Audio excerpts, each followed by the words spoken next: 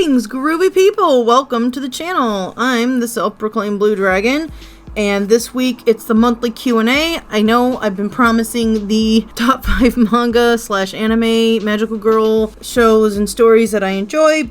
I'm gonna have it next week. I'm sorry for being so late on that. I usually don't even have much of a schedule anyway, but I just been talking about it, so that's why I felt the need to apologize. But it's coming. It just takes a little bit more work because I'm actually editing in visuals and stuff, and it's not just me drawing in the background. I'm gonna be talking about the background image a little bit later in this video, but let's go ahead and start with the questions that I received. One is actually in reference to the Sia Ohm video that I did back in March.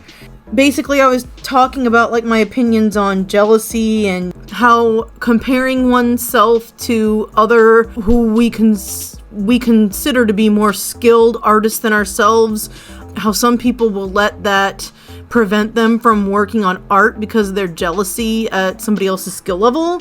I don't remember how much I was really going in depth about it, but to kind of clarify what I'm talking about, everybody feels a little bit of jealousy at some point in their life. So I'm not criticizing that feeling at all.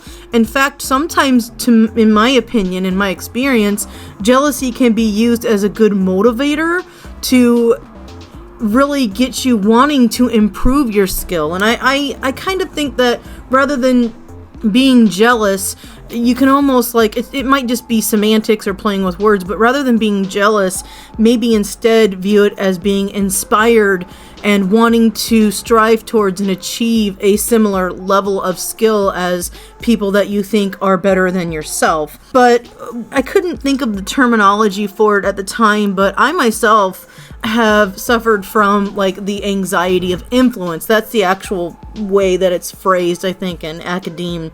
I've been taking Milton classes. I talked about this in a video several years ago, but my very last course for English that would have made me be a double major in both visual arts and English, it was the Milton class that I took. It was my very last one. It was my capstone, and I had one essay left to write. And I was even, the professor was super nice. He gave me an extension. I could have done it over the summer, but due to a just cavalcade of reasons, not just because of the anxiety of influence, but also because of burnout and I was just so done with, 10 years of college was too much, and I don't want to get into that in this video. But one of the other factors was that I kept thinking, what the hell have I got left to say about Milton? Milton is how the hell old? How long has Milton been around? I kind of kicked around the idea of writing some kind of essay regarding his views on the Garden of Eden and vegetarianism and, whatever. But I really was just so burnt out, and I was done. And in addition to that, I was well, who the fuck is going to care about it? Especially back when I was in college, I was thinking, who's going to care about this topic? Nobody except for me, or very few people except for me. So I let the anxiety of influence, the work of other people and commentary and just the oeuvre, how incredibly, I feel like Milton is a little less accessible than someone like Shakespeare, because while people know about Milton, it's more highfalutin, I feel, than Shakespeare, who was specifically trying to entertain the masses. I mean, I'm not shitting on Shakespeare, but the stories that Shakespeare was telling, along with the people who helped him write shit, that was directly for crowds of the public. Whereas Milton was, toying with these lofty ideas and, spiritualism and all that jazz. So there's this concept of anxiety of influence. What more do I have to add to this author's works? What do I have to say? And I let that get the best of me. And that's why anymore, it was a very hard lesson I had to learn. But rather than being anxious at how big somebody else has gotten or how great their art is and how popular they are, don't let that stifle your desire to create something. Because if you've had that spark of wanting to do something, why bother comparing yourself to somebody else because you don't have the same experiences as them? They're in a different place than you, and I'm sure they, both, parties work very hard to get to the level that they are to express themselves through through their art. So that's all I was really trying to get at. I'm not like shitting on people for feeling jealous, and that wasn't like the question. That was just, they were just kind of curious, you know, what I meant by that, because I just kind of dropped it in the video and didn't really get into it too much. I just kind of feel it's useless to like look at somebody else's art, and because their art is so much quote unquote better than one's own, having that stifle your creativity and willingness and desire to work. Who the fuck cares? I mean, if you like their work, rather than thinking, in my opinion, instead of looking at it like, oh, this 20-year-old or this 15-year-old, I'm already in my 40s or 30s or whatever, and this other person is so much better than me, so why should I even do it? Why, I'm just gonna quit. Or, oh, in my opinion, AI generated images look better than what I can do. I'm not getting on that subject yet, but it's like, so I'm just gonna stop creating art. And it's like, no, there's always going, like, I'm not going to talk in detail, but you need to create like your art for yourself, and people will feel your passion about it. You can find your own niche. If it's something, you know, that's not like mainstream, you'll be able to find other people who enjoy what you do, and they'll really be able to feel like your passion, even if the art isn't like up to, you know, like quote unquote professional standards. It's not going to be in the Sistine Chapels. It's not going to be at any of the museums in Florence or anything. It doesn't matter, because like even all those pieces that were commissioned, they have pieces of the artist in them. And that's what's so impressive about them. So even if your skill isn't the same as somebody else's, it's the highest skill level you can get. And that's what I kind of get at, is like, don't be like, view other people who are quote unquote better than us, you know, as like a source of inspiration to compete against ourselves and our own level of skill. And that's all I've got to say about that, but I figured I needed to expand and explain what I meant by that. Okay, I had a question regarding, are there any updates on the Aradia Beat zine? Besides, like, obviously it was funded. Yes, there have been lots of updates. For those of you who weren't able to get in on the Kickstarter, and reference it, I'll put a link down to those videos and the advertisements and stuff. The Kickstarter's over, so, you know, if you didn't get in on it, that's fine. I'm actually going to be ordering a couple copies for myself to sell in my shop.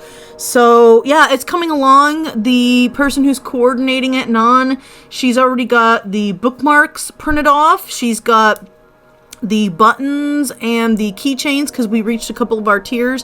The cards, the trading cards, there's 3 different designs. Those have been printed off for people who have like hard copies.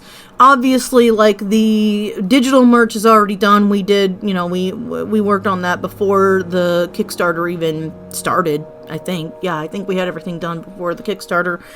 And she's pretty much got most of the book itself finished with the design. It was already just about completed before the end of the Kickstarter, but she's also doing like a little merch booklet to go along with it that's going to be both digital and printed. So if people got the hard copy, she's still working on that design for the merch booklet. And I think she's still coordinating like people's ads that they bought on the ad tiers. But everything else regarding the zine was already done. We just she had to leave like space in the document for like people who wanted to advertise their magical girl comic related stuff, comic book related things in the zine itself. So yeah, I'll go ahead and put a link to the Kickstarter update page in the description. I'm gonna have to remember that when I edit this video. But yeah, coming along. It's supposed to be out approximately in June, but we made sure that, like, you know, that was around that time period. So there's no hard date just yet, but as soon as I find out, I'll let y'all know. And when I get my copies, I will advertise it on this channel, because I will be selling a couple. Somebody else asked, when is the next Whimper in the Dark comic coming out? Because I haven't finished the arc yet. I worked a little bit on it earlier this year. It's not done yet. I'm sorry. I've just got a lot going on right now. Just too much stuff.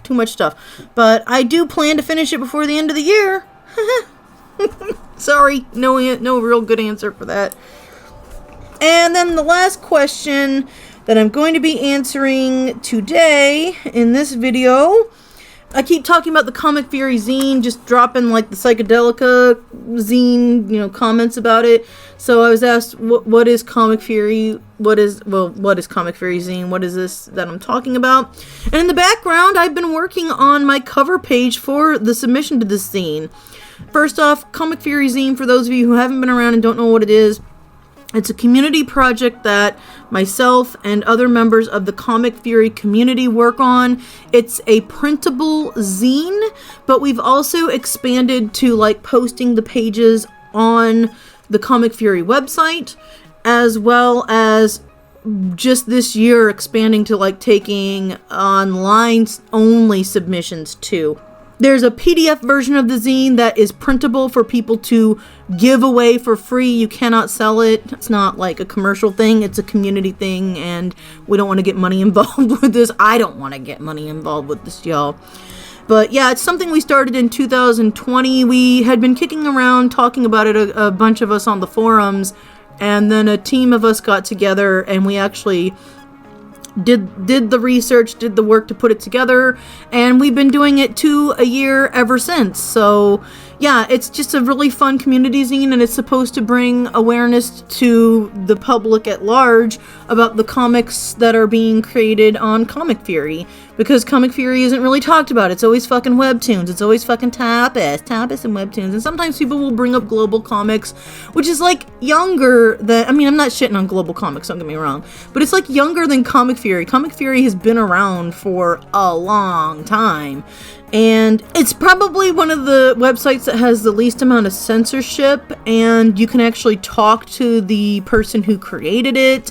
So we really, there's just so many cool like artists on ComicFury, and it had been brought to my attention that people at the conventions and marketplaces that I've gone to have never heard of ComicFury. So this is a way for us to kind of put forth some of the art stories that are being told over on ComicFury, or at least artists, and then you can like check out their profile, and the PDF version will like link to people's websites on ComicFury, and then the printable version, I have like all the information you need, like everyone's credited, so you can just look it up in the search bar on the ComicFury website. Though I might be adding like links, like typing out the links. It's just, space is always so hard. It's like hard to design it without making it look weird with like a website there, you know what I'm saying? But I'll figure it out.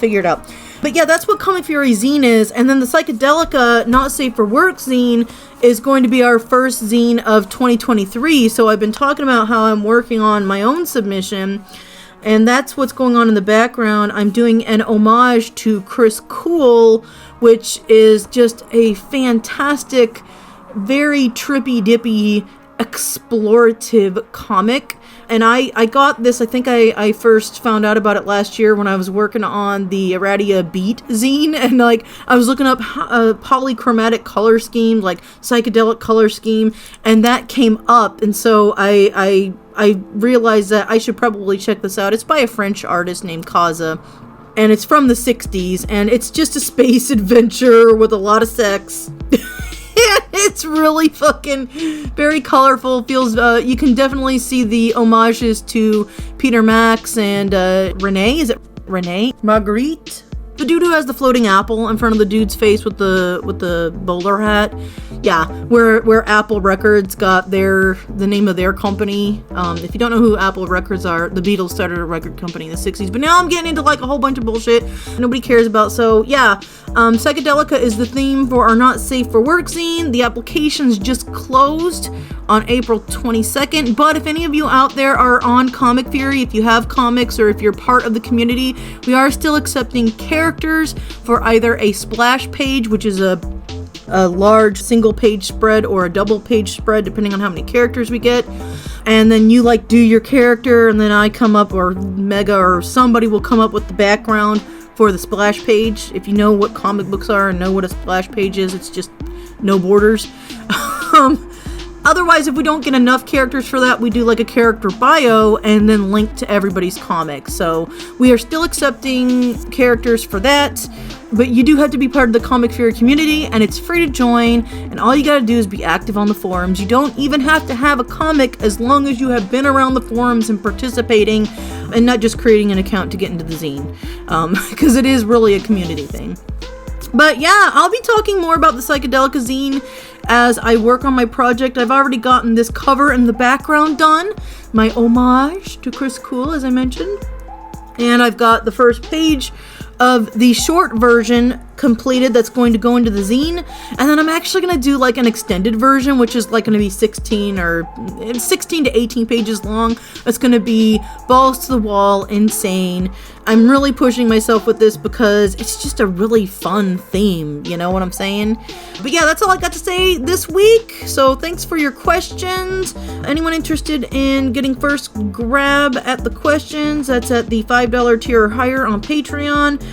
Look, y'all, I have a ton of shit going on, so I always have like extra early access and stuff like that for my comic, but I do my best to make sure everything's updated because I am a struggling artist, but art takes time. Yeah.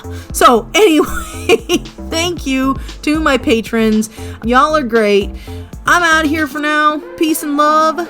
Fare you well, and keep on trucking.